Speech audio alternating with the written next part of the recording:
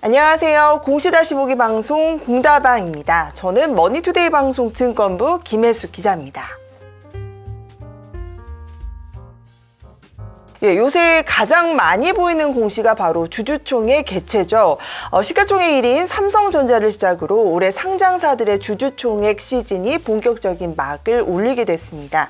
그런데 주총을 앞둔 상장사들의 표정은요, 그 어느 때보다 긴장감이 역력해 보입니다.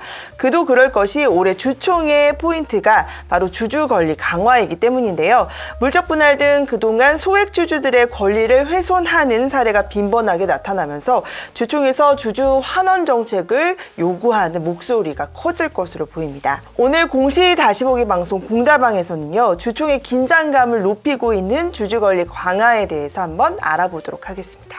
먼저 주주들의 분노를 사고 있는 물적 분할 이슈는 이번 주총에서도 핵심 사안이 될 것으로 보입니다. LG에너지 솔루션 사태에도 불구하고 많은 상장사들이 물적 분할을 계획하고 있습니다. 대표적인 기업이 바로 LS일렉트릭입니다. LS일렉트릭은요, 지난 8일 전기차 등에 사용되는 전력 제어 부품인 릴레이 사업 부문을 물적 분할하겠다 이렇게 공시를 했습니다. 분할 방식이요, LS일렉트릭이 신설회사의 지분 100%를 소유하는 물적 분할입니다. 그런데 물적 분할은 이미 LG에너지 솔루션 사태에서 봤듯이 주주들의 반발을 사고 있는 그런 분할 방식이죠. 기존 주주가 신설회사의 주식 단 한 주도 보유할 수 없기 때문입니다. 물적 분할 공시 이후에 LS일렉트릭의 주가가 10% 가까이 하락한 것만 봐도 이를 잘 알 수 있을 텐데요. 그런데 회사 측은 오늘 28일 열리는 주주총회에서 물적 분할 안건을 확정할 예정이다 이렇게 밝혔습니다. 소액 주주들은 이 같은 회사 측 입장에 반발하고 있습니다.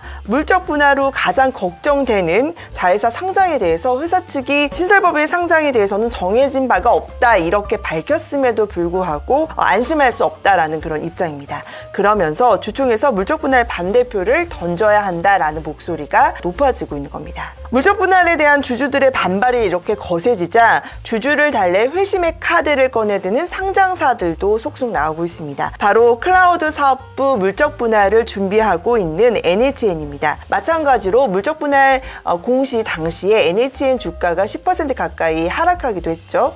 이런 상황에 NHN은요, 지난 6일 이사회를 통해서 물적 분할 자회사의 상장을 추진할 경우에 주주총회 특별 결의를 통해서 분할법인 주식을요, NHN 기존 주주들에게 현물 배당이 가능하도록 정관 개정을 추진하겠다 이렇게 밝힌 바 있습니다. 현물 배당, 그러니까 주식을 주겠다는 얘기인 거죠. 이 정관 개정이 바로 29일 열리는 주주총회에서 상정될 예정입니다. NHN은 자회사 상장을 추진할 때 주주들의 의견을 적극적으로 경청하고 주주들과 자회사 성장과 과실을 나누기 위해서 정관을 개정하기로 했다고 밝혔습니다. 또 클라우드 IDC 사업을 현물 출자 방식을 통해 분리하는 KT 역시 이달 주총에서 자회사 주식을 현물 배당할 수 있는 근거를 마련하는 정관 개정을 추진하기로 했습니다.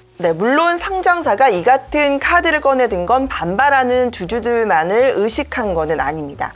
윤석열 당선인은 물론 당시 이재명 대선 후보 모두 소액주주 보호 차원에서 물적 분할 관련 공약을 내놓은 바 있는데요. 윤 당선인은 물적 분할 이후 자회사를 상장시키는 이른바 쪼개기 상장을 제한하고 분할된 기업이 상장을 하게 되면 기업 공개 공모 청약 시 기존 주주들에게 신주 인수권을 부여하겠다 이렇게 밝힌 바 있습니다.